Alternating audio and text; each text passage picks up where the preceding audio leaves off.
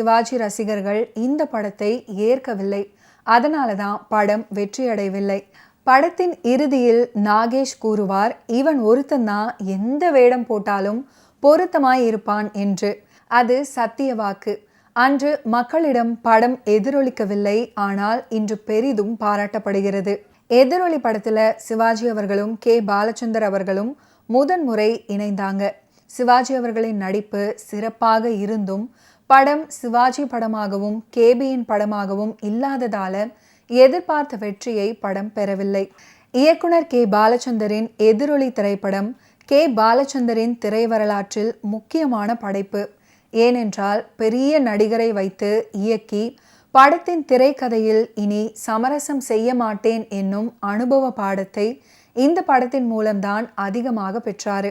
சிவாஜி அவர்கள் தான் செய்துவிட்ட தவறு தொடர்பான குற்ற உணர்ச்சி, மன தத்தளிப்பு, பதட்டம், அச்சம் போன்ற உணர்வுகளை படம் முழுவதுமே பிரமாதமாக வெளிப்படுத்தியிருப்பாரு. ஏறத்தாழ ஹிச்காக் பாணியின் சாயல்ல அருமையாகவும் சுவாரஸ்யமாகவும் அமைஞ்சிருந்தது எதிரொலி திரைப்படம். இன்று பார்த்தாலும் கூட விறுவிறுப்பிற்கு குறைவிருக்காது என்பது உத்தரவாதம். ஆனால் அந்த சமயத்துல பார்வையாளர்களிடம் எதிர்பார்த்த அளவிற்கான வெற்றியை பெற முடியாமல் போனதற்கு ஹீரோ பிம்பம் தான் காரணம். சிவாஜி அவர்கள் வழக்கறிஞராகவும் மனசாட்சிக்கு பயந்த ஒரு மனிதனாகவும் சந்தர்ப்பவசத்தால் திருடிவிட்டு அதை மறைக்க மேலும் மேலும் பொய்களை சொல்லி அந்த மாய வலையில் அகப்படுபவராக தன்னை முழுமையாக ஒப்படைத்ததை சிவாஜி அவர்கள் யாரென்றே தெரியாத ஒருவரால் கூட உணர முடியும். எழுத்தாளர் KVR ஆச்சாரியாவின் கதையை உரிமை வாங்கி திரைக்கதை வசனம் எழுதி இயக்குனாரு பாலச்சந்தர். இசை KV மகாதேவன். இந்த படத்துல ஒலிக்கவிஞர் PS லோக்நாத்.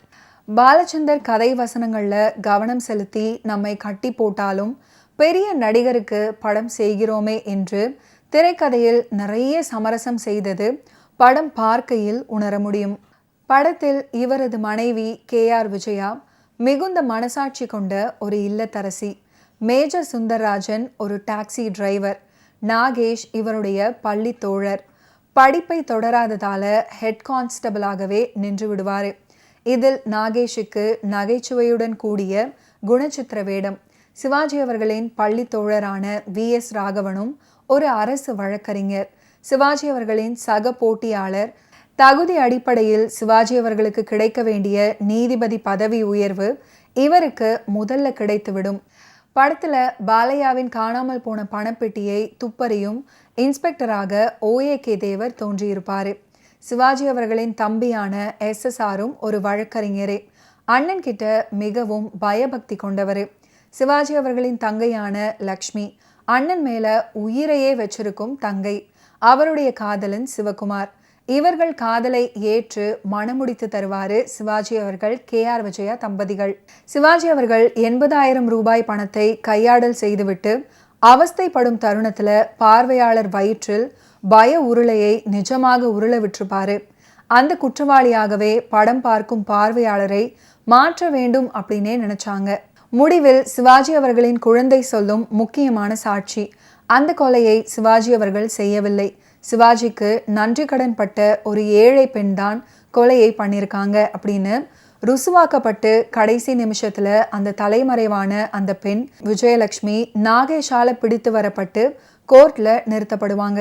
எதிரொலி திரைப்படத்துல KV மகாதேவன் அவர்களுடைய இசையமைப்பில் அமைந்த மற்றொரு ஃபென்டாஸ்டிக்கான பாட்டு தான் உங்க நல்ல மனசுக்கு அப்படின்னு தொடங்கக்கூடிய பாடல்.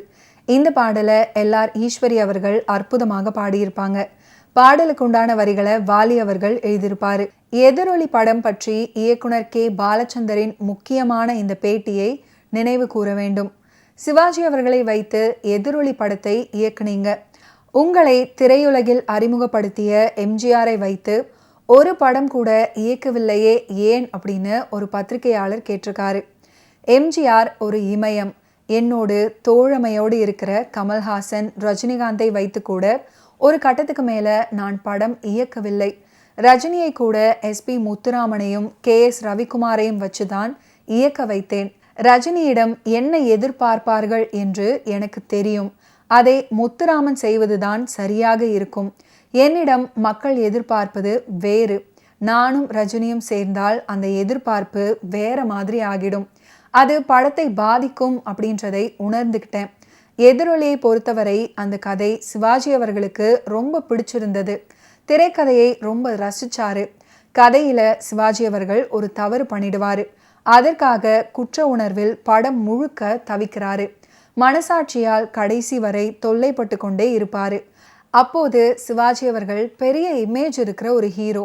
அவரை போய் தப்பு பண்ணிட்டதா காட்டிட்டாரேன்னு என்னை குற்றம் சாட்டினார்கள். படம் சரியாகவும் போகவில்லை. ஆனால் மிகவும் ரசித்து எடுத்த திரைப்படம் அது. இப்போது பார்த்தாலும் ஆச்சரியமாக இருக்கும். அதை ஒரு புது முகத்தை வைத்து எடுத்திருந்தா வெற்றி பெற்றிருக்கும் என்பது என்னுடைய கணிப்பு. அப்படி எடுத்திருந்தா அது பாலச்சந்தர் படமாகி இருக்கும். அது சிவாஜி படமாகிவிட்டது. அதிலிருந்து இமேஜ் ஒரு தடையாக அமைஞ்சிருச்சு. இமேஜ் இருக்கும் நடிகர்களை வைத்து படம் எடுக்க கூடாது என்பதில் உறுதியாக இருந்து விட்டேன் அப்படின்னு பாலச்சந்தர் பதிவு பண்ணியிருக்காரு. ஓகே வியூவர்ஸ், இன்னைக்கு நிகழ்ச்சியில நடிகர் திலகம் சிவாஜி கணேசன் அவர்களுடைய ஃபிலிம் கெரியரில் நடந்த பல இன்ட்ரெஸ்டிங்கான விஷயங்களை நீங்கள் பார்த்து தெரிஞ்சிருப்பீங்க. மீண்டும் அடுத்தடுத்த எபிசோட்ஸில் சந்திப்போம். நன்றி, வணக்கம்.